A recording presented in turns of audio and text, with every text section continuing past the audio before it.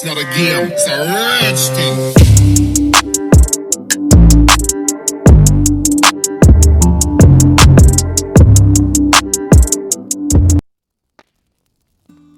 City ബ്ലോഗ്സിൻ്റെ പുതിയൊരു വീഡിയോയിലേക്ക് എല്ലാ കൂട്ടർക്കും സ്വാഗതം. നമ്മളിന്ന് ബീഫ് ഫ്രൈയിലേക്ക് പോകുന്നതിന് മുമ്പ് കുവൈറ്റിൽ ഓണസദ്യ കിട്ടുന്ന ഒരു ബെസ്റ്റ് റെസ്റ്റോറൻറ്റ് ഉണ്ട്, കുവൈറ്റ് സുപ്രീം. 28 ഐറ്റങ്ങൾ കൂട്ടിയിട്ട് ഓണസദ്യ കഴിക്കണം നിങ്ങൾക്ക് താല്പര്യം ഉണ്ടെങ്കിൽ ഇപ്പം തന്നെ ഫോൺ എടുത്ത് നിങ്ങളുടെ ഓർഡറുകൾ ബുക്ക് ചെയ്തോളൂ. 100% ഗ്യാരണ്ടി ഞാൻ തരാം. ഒരു പ്രാവശ്യം സുപ്രീം കഴിച്ചവർക്ക് എല്ലാവർക്കും അറിയാം സുപ്രീമിലെ ഫുഡിൻ്റെ ക്വാളിറ്റി. അപ്പോൾ നിങ്ങൾ ഉടനെ തന്നെ ഫോൺ എടുത്ത് നിങ്ങളുടെ ഓർഡേഴ്സ് നേരത്തെ തന്നെ ബുക്ക് ചെയ്ത് വെച്ചോളൂ.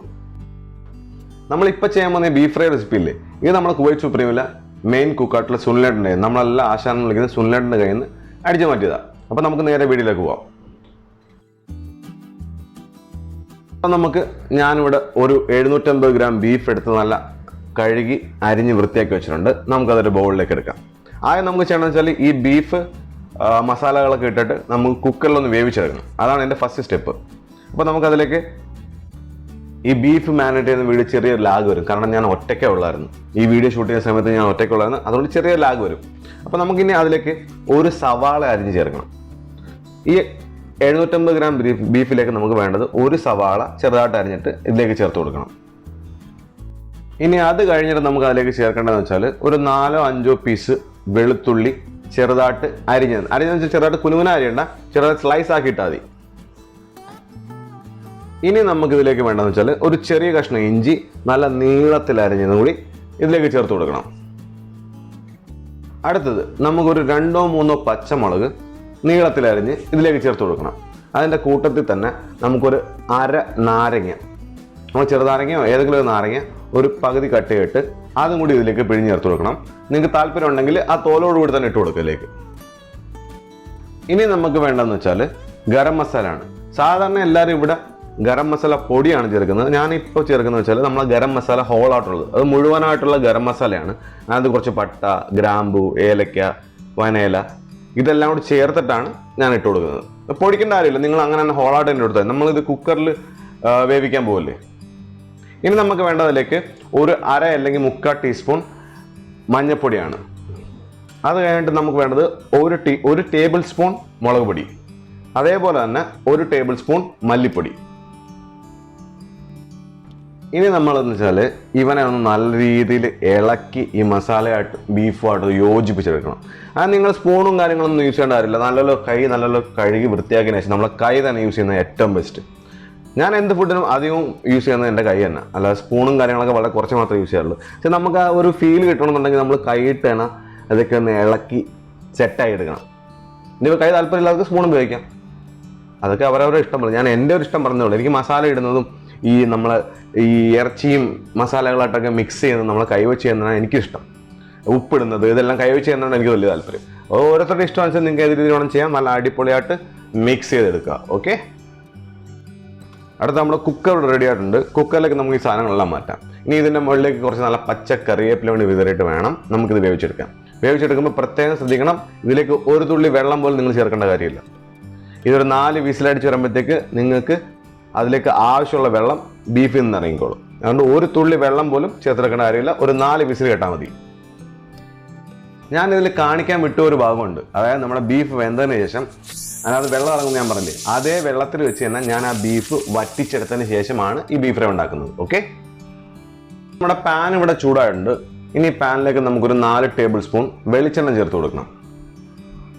വെളിച്ചെണ്ണ നല്ല രീതിയിൽ ചൂടായി വരുമ്പോഴത്തേക്ക് നമുക്കതിലേക്ക് ഒരു 4-5 കഷ്ണം വെളുത്തുള്ളി ചെറുതായിട്ട് അരിഞ്ഞതും കൂടി ചേർത്ത് കൊടുക്കണം. അതേപോലെ തന്നെ ഒരു ചെറിയ കഷ്ണം ഇഞ്ചിയും കൂടി ചെറുതായിട്ട് അരിഞ്ഞ് നമുക്കിതിലേക്ക് ചേർത്ത് ഈ വെളിച്ചെണ്ണയിലിട്ട് നല്ല രീതിയിലൊന്ന് മൂപ്പിച്ചെടുക്കണം. വെളിച്ചെണ്ണ കിടന്ന് അവനൊന്ന് മൂത്ത് വരുമ്പോഴത്തേക്ക് നമുക്ക് അതിലേക്ക് ഒരു സവാള നല്ല ചെറുതായിട്ട് നൈസായിട്ട് അരിഞ്ഞ് ഇതിലേക്ക് ചേർത്ത് കൊടുക്കണം. അതേപോലെ തന്നെ 1-2 കഷ്ണം പച്ചമുളകും കൂടി ചെറുതായിട്ട് തന്നെ അരിഞ്ഞ് ഇതിലേക്ക് ചേർത്ത് കൊടുക്കണം. എന്നിട്ട് വേണം നമുക്ക് ഈ ഉള്ളിയും ഇഞ്ചിയും വെളുത്തുള്ളിയും പച്ചമുളകും എല്ലാം കൂടി ചെറുതായിട്ടൊന്ന് മൂപ്പിച്ച് അതിൻ്റെ ഒന്ന് വാടി വരുമ്പോഴത്തേക്ക് വേണം നമുക്കിതിന് ബാക്കി മസാലകളൊക്കെ ചേർത്ത് കൊടുക്കാം. ഇപ്പം നമ്മുടെ ഉള്ളി ഏകദേശം ചെറുതായിട്ടൊന്ന് മൂത്ത് വന്നിട്ടുണ്ട്, അധികം കരിയൊന്നും വേണ്ട, ചെറുതായിട്ടൊന്ന് മൂത്ത് വന്നിട്ടുണ്ട്. നമുക്കിതിലേക്ക് ഒരു ടേബിൾ സ്പൂൺ അല്ല ടീസ്പൂൺ, 1/2 ടീസ്പൂൺ മഞ്ഞൾപ്പൊടി ചേർത്ത് കൊടുക്കുക. ഏകദേശം 1 ടേബിൾ സ്പൂൺ മുളക് പൊടിയും അതേപോലെ തന്നെ 1 ടേബിൾ സ്പൂൺ മല്ലിപ്പൊടിയും കൂടി ചേർത്ത് കൊടുക്കണം. എന്നിട്ട് ഈ മസാല ഇത്ര എണ്ണ മതി, ഈ എണ്ണയെ കിടന്ന് നല്ല രീതിയിൽ മൂപ്പിച്ചെടുക്കണം. നിങ്ങൾക്കിപ്പോൾ കാണാതെ ഈ ബീഫ് ഫ്രൈക്ക് നമ്മൾ വിചാരിക്കുന്ന പോലെ ബീഫ് ഫ്രൈ ചെയ്തെടുക്കേണ്ട കാര്യമൊന്നുമില്ല. ഈ ഇത്രയും എണ്ണയിൽ തന്നെ നമുക്ക് ഈ ബീഫ് ഫ്രൈ നല്ല ഡ്രൈ ആയിട്ട് എടുക്കാൻ പറ്റും. നിങ്ങൾക്ക് നോക്കാം. ഇനി അതിലേക്ക് ചേർക്കേണ്ടതെന്ന് വെച്ചാൽ നമ്മുടെ കുറച്ച് തേങ്ങാക്കൊത്ത് ചെറുതായിട്ട് അരിഞ്ഞ് വെച്ചിരിക്കുന്ന തേങ്ങാക്കൊത്ത് കൊണ്ട് ചേർത്ത് കൊടുക്കണം. പിന്നെ കുറച്ച് നല്ല പച്ച കറിവേപ്പില കൂടി ഇതിലേക്ക് ചേർത്ത് കൊടുത്തിട്ട് ഈ മസാല നമുക്ക് നല്ല രീതിയിലൊന്ന് മൂപ്പിച്ചെടുക്കണം. ഇത്ര എണ്ണ ഉള്ളതുകൊണ്ട് ഈ മസാല നല്ല കിരികിരികിരാന്ന് പറഞ്ഞിട്ട് മൂത്ത് വരും. ആ പരുവം വന്നതിന് ശേഷമാണ് നമ്മുടെ ബീഫ് ഇതിലേക്ക് ചേർത്ത് കൊടുക്കേണ്ടത്. അപ്പം നിങ്ങൾക്ക് കാണാം, ഈ ബീഫ് കുക്കറിൽ വെന്തതിന് ശേഷം ഞാൻ ആ വെള്ളത്തിൽ വെച്ചിട്ട് നല്ല രീതിയിൽ വറ്റിച്ചെടുത്തിട്ടുണ്ട്. ഈ ബീഫിൽ അധികം വെള്ളമൊന്നുമില്ല. ഇനി നമുക്ക് ഈ ബീഫും ഈ മസാലകളും കൂട്ടിയിട്ട് നല്ല രീതിയിലൊന്ന് മൂപ്പിച്ച് ആ മസാല ബീഫിലേക്ക് പിടിക്കത്തക്ക രീതിയിൽ കുറച്ച് നേരം ഇളക്കി സെറ്റ് ചെയ്തെടുക്കണം. ഇപ്പം നിങ്ങൾക്ക് കാണാം, നമുക്ക് ആ ബീഫിനകത്ത് കുറച്ചുള്ള കൊഴുപ്പില്ല ആ എണ്ണയും കൂടെ അതിലേക്ക് ഇറങ്ങിയിട്ടുണ്ട്. ഇനി നമുക്ക് കുറച്ച് കറിവേപ്പില കൂടെ അതിനകത്ത് ചേർത്ത് കൊടുത്തിട്ട് നല്ല രീതിയിൽ ഇളക്കിയെടുക്കാം. ഇപ്പം നിങ്ങൾ വിചാരിക്കും ഈ ബീഫ് ഫ്രൈ ഇപ്പോൾ ഒരു റെഡിഷ് കളറല്ലേ, ഇതെങ്ങനെ ബ്രൗൺ കളറായി വരുന്നു.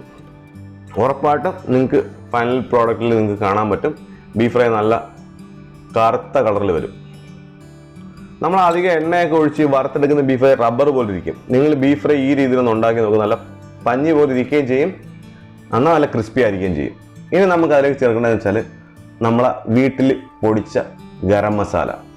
വീട്ടിൽ പൊടിച്ച ഗരം മസാല എന്ന് പറയുമ്പോൾ നമ്മുടെ മിക്സിയിൽ പൊടിച്ചെടുത്ത ഗരം മസാല അതിൻ്റെ മേലേക്ക് ഇട്ട് കൊടുക്കുക. അതേപോലെ തന്നെ നമ്മുടെ പച്ച കുരുമുളക് ഒന്ന് ചതച്ചതിന് ശേഷം ഇതിലേക്ക് ചേർത്ത് കൊടുക്കുക. ഈ കുരുമുളകും മസാലയും നമ്മൾ ചതച്ച് ചേർക്കുന്നതായിരിക്കും ഏറ്റവും ബെസ്റ്റ്. എന്നിട്ട് ഇവനെ ഇതിലേക്ക് ഒന്ന് മിക്സ് ചെയ്ത് നല്ല അടിപൊളിയാക്കി സെറ്റ് ചെയ്തെടുക്കാം. ഇപ്പം തന്നെ നിങ്ങൾക്ക് കാണാൻ പറ്റും എൻ്റെ കളറൊക്കെ ഒന്ന് ചെറുതായിട്ട് മാറി വരുന്നുണ്ട്. ഈ ചെറിയ തീയിൽ ഇതേപോലെ തന്നെ നമ്മളിങ്ങനെ ഇട്ടിരുന്നാൽ മതി. ഇടയ്ക്കിടയ്ക്ക് ഇളക്കി കൊടുക്കുകയും വേണം. ഇതിൻ്റെ കളർ മാറി നമുക്ക് ആവശ്യമുള്ള നല്ല ബ്ലാക്ക് കളറിൽ വരും, നല്ല കറുത്ത ബീഫ് ഫ്രൈ കിട്ടും. ഉപ്പൊക്കെ നിങ്ങളുടെ ആവശ്യം അനുസരിച്ച് ഇട്ട് കൊടുക്കാൻ മറക്കരുത്. നമ്മൾ വെറുതെ പോയിട്ട് കടയിൽ പോയിട്ട് എണ്ണയിൽ വറുത്ത ബീഫ് ഫ്രൈ കഴിക്കുന്നത് നല്ലത്. നമുക്കൊരു കുറച്ച് ബീഫ് ഉണ്ടെങ്കിൽ നമുക്ക് ആവശ്യമുള്ള സാധനം വീട്ടിൽ തന്നെ ഉണ്ടാക്കിയെടുക്കാം. അധികം എണ്ണയും വേണ്ട, ഒന്നും വേണ്ട. ഇനിയിപ്പോൾ അതൊക്കെ ഇവനെ ഇളക്കി കൊടുക്കുക. ഇതിപ്പോൾ നിങ്ങൾ കാണുന്നത് വെച്ചാൽ നമ്മൾ നേരത്തെ പറഞ്ഞില്ലേ സുപ്രീമിൽ കിട്ടുന്ന കുറച്ച് വെറൈറ്റി സാധനങ്ങളാണ്. നിങ്ങൾ കാണാം, അവിടെ സുപ്രീമിൽ നമ്മൾ സദ്യ കൊടുക്കുന്നത് വാഴയിലയിലാണ്.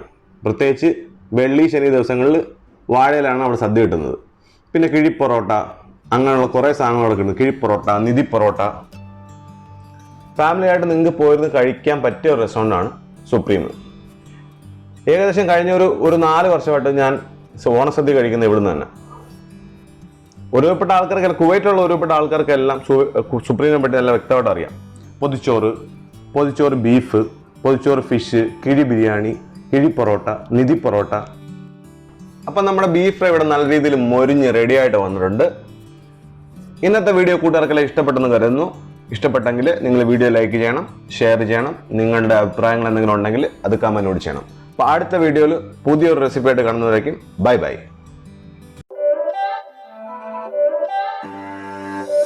It's not a game, it's a rich thing.